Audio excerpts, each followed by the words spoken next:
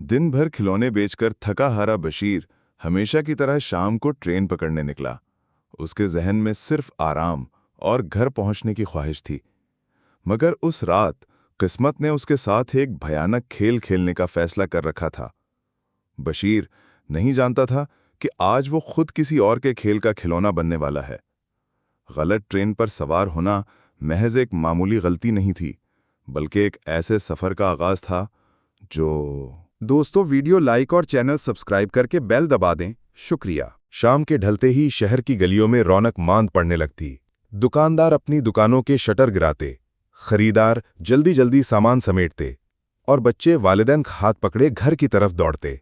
बाजार में अब सिर्फ थोड़ी सी चहल पहल बाकी थी। बाजार के कोने पर दो रेडियां खड़ी थीं। एक पर बशीर था और दूसरी पर रुमैश।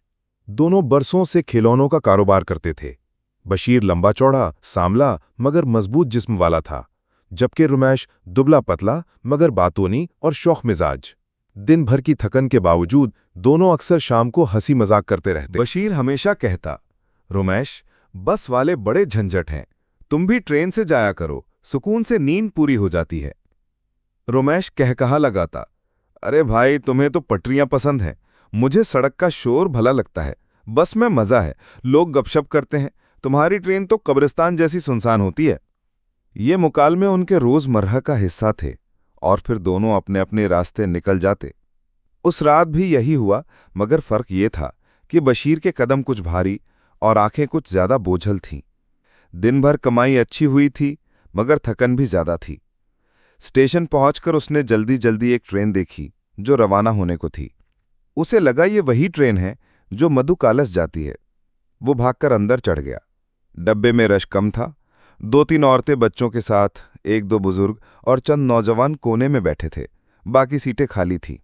बशीर ने सोचा, वाह, आज तो मजा आ गया। सुकून से बैठकर आंखें बंद करूंगा और मधुकालुस पहुंच जाऊंगा। रेलगाड़ी चलने लगी। खिड़की के बाहर अंधेरा और सनसनी फैल रही थी। पहियों की टिक टिक उसके दिल की धड़कनों के साथ मिल गई। पलकें बंद हुईं और वो नीम गनूदगी में डूब गया। पहला झटका लगा, ट्रेन रुकी, आंख खुल गई। उसने देखा कुछ मुसाफिर उतर रहे हैं। प्लेटफॉर्म पर हल्की हल्की रोशनी थी, मगर गैर मानूस। उसने सर हिलाया और फिर आंखें मूंद ली। कुछ देर बाद दूसरा झटका लगा। आंख खुली तो डब्बा बिल्कुल खाली था। हर सीट खाली, हर खिड़की के बाहर सिर्फ अंधेरा।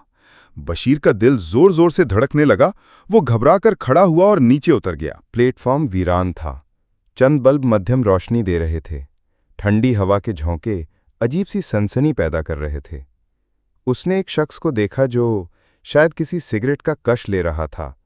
बशीर लपका, भाईजान, ये कौन सा स्टेशन है? आदमी ने गर्दन मोड़कर उसे देखा। उसकी आंखें बुझी बुझी सी थीं, लबों पर अजीब सी सख्ती थी। उसने आहिस्ता कहा, बहरामपुरा। बशीर का कलेजा दहल गया। बहरामपुरा? ऐसा स्टेशन तो मेरे रास्ते में कहीं नहीं आता। उसी लम्हे उसने एक चाय वाले को देखा जो चाय बेच रहा था। बशीर उसके पास गया।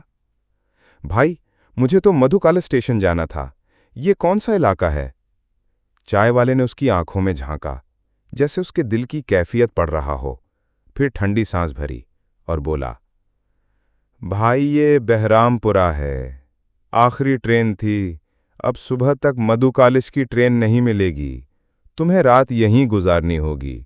बशीर के चेहरे पर पसीने के कतरे नमूदार हुए। रात यहीं? लेकिन ये तो अजीब सा स्टेशन है, सुनसान, कोई नहीं। चाय वाला उसकी बात काटते हुए बोला, यहां रात कभी आसानी से नहीं गुजरती, मोहतात रहना, मैं तो चला अब यहां से। ये कहकर वो चाय की केतली उठाकर अंधेरे में गायब हो गया। अब बशीर अकेला था। प्लेटफॉर्म पर कदमों की आहट गूंजी। उसने पलटकर देखा तो एक लंबा सा साया निकात पोश उसके करीब आया और बेंच पर बैठ गया। कौन हो भाई? बशीर ने हिम्मत जुटाकर कहा। कोई जवाब न मिला। साया खामोशी से उठा और अंधेरे में घुल गया। बशीर के बदन में कपकपी दौड़ गई। उसने चारों तरफ देखा, मगर अब तो जैसे हर तरफ साए ही रक्स कर रहे थे। अचानक एक बेंच पर कोई लेटा हुआ दिखाई दिया। बशीर के लब खुश्क हो गए।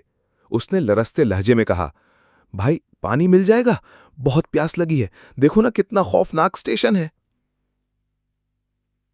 वो वजूद आहिस्ता आहिस्ता उठा। उसका चेहरा अंधेरे में छुपा था, लेकिन आंखें सुर्ख शोलों की तरह दहक रही थीं। एक खड़खड़ाती आवाज उभरी, तुम गलत जगह आ गए हो, अब वापस नहीं जा सकते। बशीर का दिल हलक में आ गया। वो चीख मारकर भागा। प्लेटफॉर्म की सुनसान राहदारियों में उसके कदमों की धमक गूंजने लगी, मगर हर तरफ से साए उभरते जा रहे थे। कोई सरगोशी करता, कोई कहकहा लगाता, कोई दीवारों पर चलता हुआ दिखाई देता। बशीर लड़खड़ाता हुआ एक दरवाजे की तरफ दौड़ा, मगर वो जंजीरों से बंद था। उसने जोर लगाया, जंजीरें बजने लगीं। पीछे से सुर्ख आंखों वाले साए करीब आते जा रहे थे। तुम्हें कहा था, अब वापसी नहीं, एक गंभीर आवाज गूंजी। बशीर ने हिम्मत करके प्लेटफॉर्म के दूसरे हिस्से की तरफ दौड़ लगाई।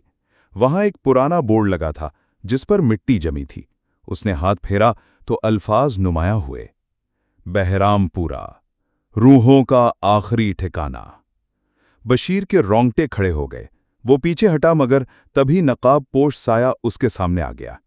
उसने झुककर कान में सरगोशी की, यहां आने वाला कभी वापस नहीं जाता। अगले ही लम्हे साए झपटे। बशीर की चीख अंधेरे को चीरती हुई निकली और फिर खामोशी छा गई। सुबह सूरज निकला तो पहली ट्रेन प्लेटफॉर्म पर रुकी। मजदूर उतरे। अचानक उन्हें कोने में एक लाश नजर आई। ये बशीर था। उसका चेहरा खौफ से जमा हुआ था, आंखें खुली की खुली, जैसे आखिरी लम्हे वो कुछ ऐसा देख चुका था जो इंसान की बर्दाश्त से बाहर था। करीब ही गांव वाले बातें कर रहे थे। यही वो बंदा है जो रात चाय वाले से बात कर रहा था। हाँ, बेचारा गलत स्टेशन पर आ गया। चाय वाला आहिस्ता आहिस्ता नमूदार हुआ। उसने लाश को देखा, मुस्कुराया और सरगोशी की। मैंने कहा था ना, बहरामपुरा से कोई वापस नहीं जा सकता। फिर वो भी भीड़ में गुम हो गया, मगर उसकी मुस्कुराहट सदियों तक स्टेशन की दीवारों में कैद हो गई।